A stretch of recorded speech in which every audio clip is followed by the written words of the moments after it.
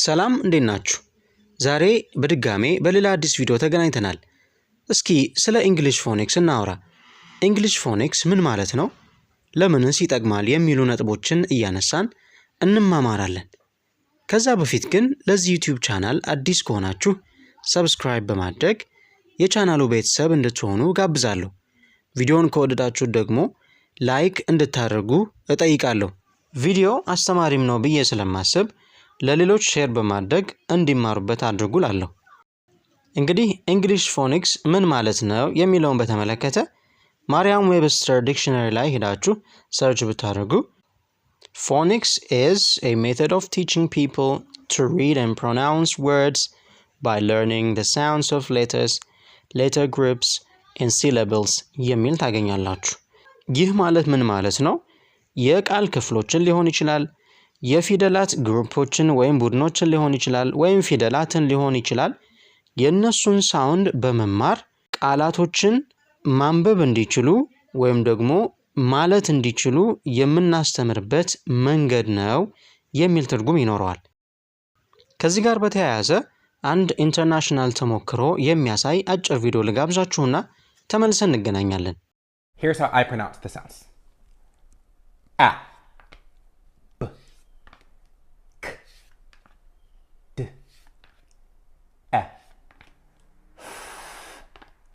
G, H, I, J, K, L, M, N, A.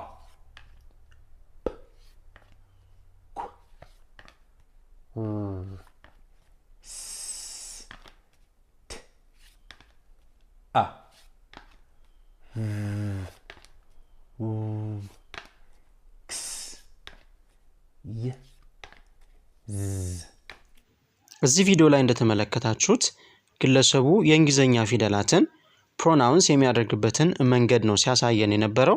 ይህንን እንግዲህ ወደኛ ኮንቴክስት በማምጣት ተማሪዎቻችን ሊሆኑ ይችላሉ ወይም ደግሞ ወላጆች ከሆን ልጆቻችን የፊደላቶቹን ድምጽ በመማር እንዴት የእንግሊዘኛ ቃላቶችን ቀላል በሆነ መልኩ ማንበብ እንደሚችሉ አሳያችኋለሁ። ከዚህ በፊት ሁላችንም እንደምናውቀው ትምህርት ቤት ልጆች የእንግሊዘኛ አልፋቤትን ሲማሩ ኤ ቢ ሲ ዲ ያሉ ድምጻቸውን ሳይሆን ስማቸውን ብቻ እንዲሸመድዱ የምናደርግበት መንገድ ነው። ይሄ በራሱ ምንም አይነት አስተዋጽኦ የለውም እያልኩኝ ሳይሆን ፊደላቱ የሚያወጧቸውን ድምጾች እንዲማሩ በማድረግ የበለጠ የእንግሊዘኛ ቃላቶችን እንዲያነቡ ማድረግ እንችላለን። አሁን እያንዳንዱ የእንግሊዘኛ ሆሄ ምን አይነት ድምጽ እንደሚኖረው አብረን እንማር። አ በ ክ ደ ኤ ፍ ገ ኢ ጀ ክ ል ም ን ኦ ፕ ኮ ር ስ ት አ ወይም ኡ ቭ ወ ክስ የ ዝ የሚል ድምጽ እንዳላቸው ማስተማር እንችላለን። እንግዲህ የእያንዳንዱን ሆሄ ወይም ፊደል ድምጽ ስናስተምራቸው በአካባቢያቸው ላይ የሚያስተውሉትን አንዳንድ ጉዳዮች በመመልከት ድምጻቸውን በአእምሮአቸው ውስጥ እንዲቀርጹ ማድረግ እንችላለን። ለምሳሌ ቪን ብንወስድ በአካባቢያቸው ላይ አውሮፕላን የሚንቀሳቀስ ከሆነ የአውሮፕላን ድምጽ ወይም አውሮፕላን ሲንቀሳቀስ የሚያወጣውን ድምጽ በማስታወስ አእምሮአቸው ላይ እንዲቀረጽ ማድረግ እንችላለን። እስኪ እንመልከት። ቪ የሚል ሳውንድ አለው። አውሮፕላን ሲበር የሚያወጣው ድምጽ የሚል እንደሆነ በማንሳት ተማሪዎቹ የቪ ድምጽ መሆኑን እንዲያስታውሱ ማድረግ እንችላለን። ሌላዋ ደግሞ ዜድ ናት።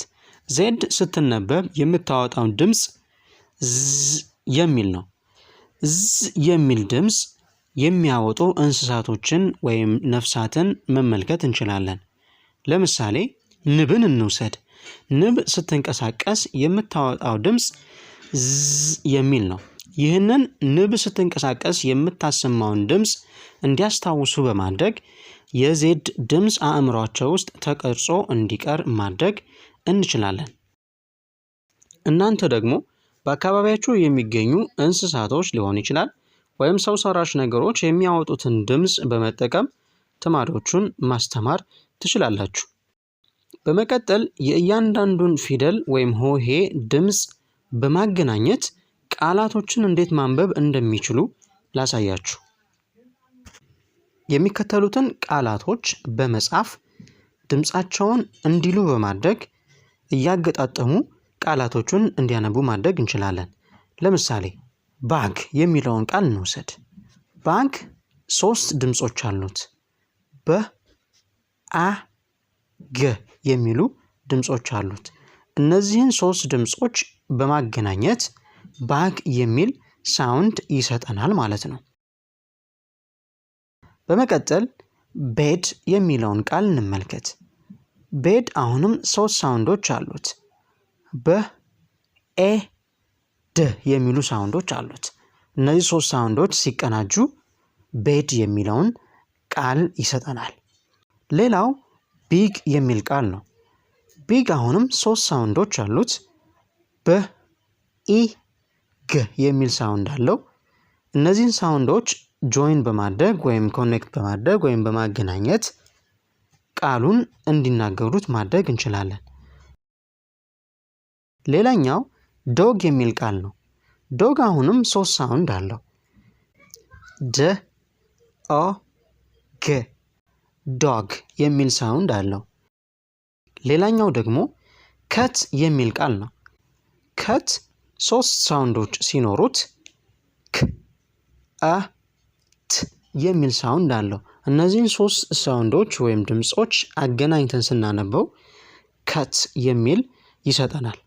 እነዚህን ሳውንዶች በማስተማር ተማሪዎቻችን ወይም ደግሞ ልጆቻችን የእንግሊዘኛ ቃላትን ቀላል በሆነ መልኩ ማንበብ እንዲችሉ ማድረግ እንችላለን። እንግዲህ ለዛሬ ያስኩላችሁ ይህን ይመስል ነበረ። ቪዲዮውን እንደወደዳችሁትም አልጠራጠርም። አስተማሪም እንደሆነም የተገነዘባችሁበት ሁኔታ እንዳለም እገምታለሁኝ። ስለዚህ ቪዲዮውን ከወደዳችሁት ላይክ እንዲሁም ደግሞ ሌሎች እንዲማሩበት ሼር በማድረግ እንዲሁም ደግሞ ለቻናሉ አዲስ ከሆናችሁ ሰብስክራይብ በማድረግ ተመሳሳይ ቪዲዮዎችን እንዲደርሳችሁ ማድረግ ትችላላችሁ። ስለተከታተላችሁኝ ከልብ አመሰግናለሁ። በሌላ አዲስ ቪዲዮ እስከምንገናኝ ሰላማችሁ ይብዛ። ቻው።